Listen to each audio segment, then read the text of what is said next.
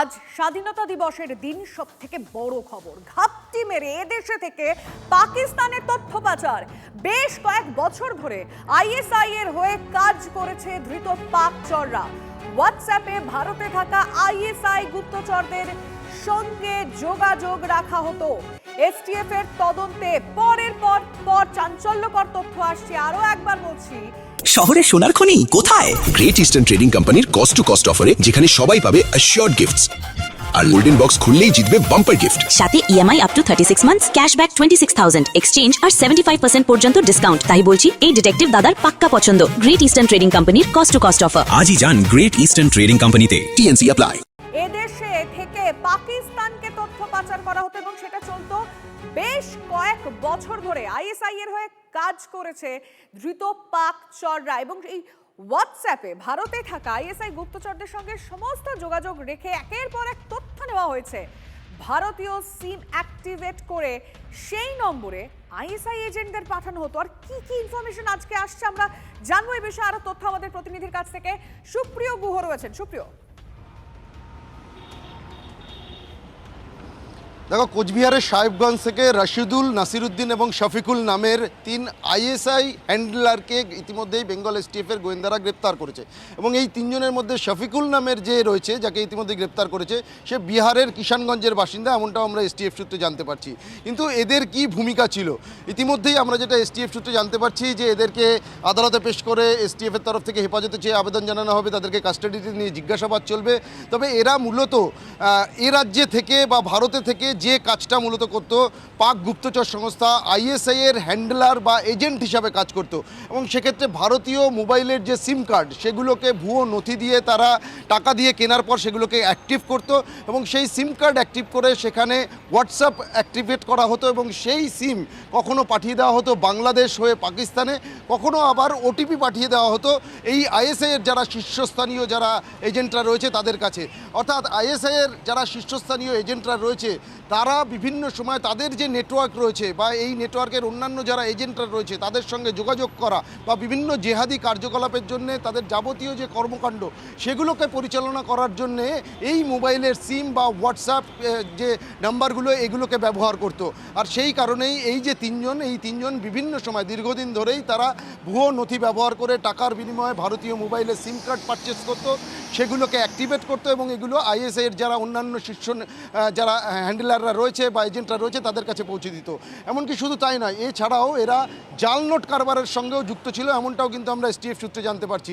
অর্থাৎ এ ধরনের কার্যকলাপের জন্য বা এই যে গুপ্তচর সংস্থা বা এদের হয়ে যে সমস্ত জঙ্গি সংগঠনের যে সমস্ত সদস্যরা রয়েছে তারা তাদের নিজেদের কার্যকলাপ এগিয়ে নিয়ে যাওয়ার জন্য বা সংগঠনের জন্য নতুন নতুন সদস্য রিক্রুট করার জন্য ফান্ড প্রয়োজন হয়, অর্থাৎ টাকার প্রয়োজন হয়। আর সেই টাকার জোগাড় দেওয়ার জন্যই কিন্তু এই যে এদের নেটওয়ার্কের যে 3 সদস্য ইতিমধ্যেই গ্রেপ্তার হয়েছে, এরা জাল নোটের কারবার চালাতো, এমনটাও কিন্তু আমরা জানতে পারছি। তবে তদন্তকারীরা আরও যে বিষয়টা খতিয়ে দেখছেন বা এদেরকে জিজ্ঞাসাবাদের মধ্যে দিয়ে জানার চেষ্টা করছেন যে এ ধরনের আইএসআই হ্যান্ডলার বা এজেন্ট আর কোথাও এ রাজ্যের কোথাও গা ঢাকা দিয়ে রয়েছে কিনা।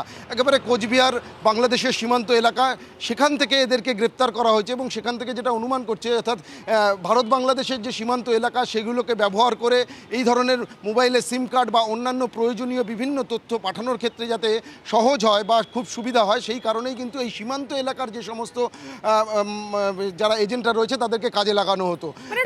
পশ্চিমবঙ্গের আরো আমরা একটু বোঝার চেষ্টা করবো না টেকনিক্যাল পার্টটা, মানে এটা কিভাবে সম্ভব হতো। তুমি সঙ্গে থাকো, এই মুহূর্তে সাম্যজিৎ মুখার্জি সাইবার এক্সপার্ট আমাদের সঙ্গে রয়েছেন।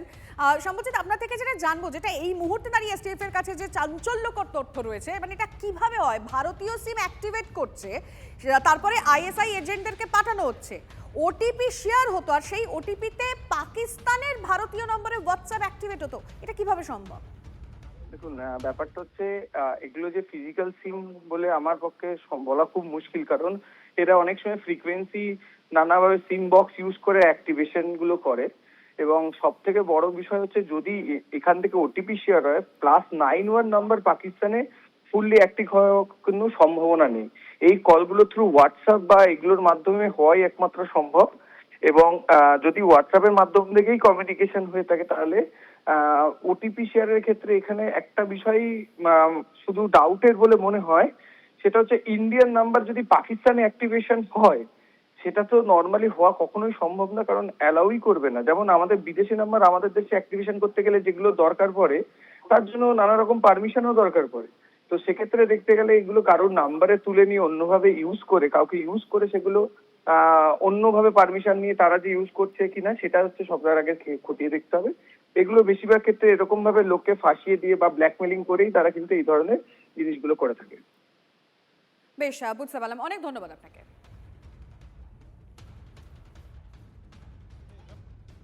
এই তো প্রতিদিনই জঙ্গিদের নেতা জঙ্গিরা অ্যারেস্টেড হচ্ছে।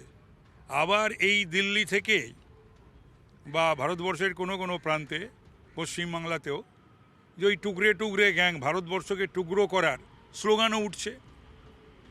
তো সুতরাং এই ওমর খালিদ কে, ইয়াসিন আকিল কে, তাদেরকে মুক্তি দেওয়ার কথা যারা স্লোগান দেয় তাদের মুক্তির জন্য, আর যাই হোক তারা ভারতীয় নয়, ভারতবর্ষের বন্ধু নয়, ভারতবর্ষের নাগরিক নয়, এবং ভারতবর্ষের ভালো তারা চায় না। রাষ্ট্রবাদীদের সামনে, জাতীয়তাবাদীদের সামনে এটাই সবচেয়ে বড় চ্যালেঞ্জ, যে ওই শক্তিকে পরাস্ত করতে হবে।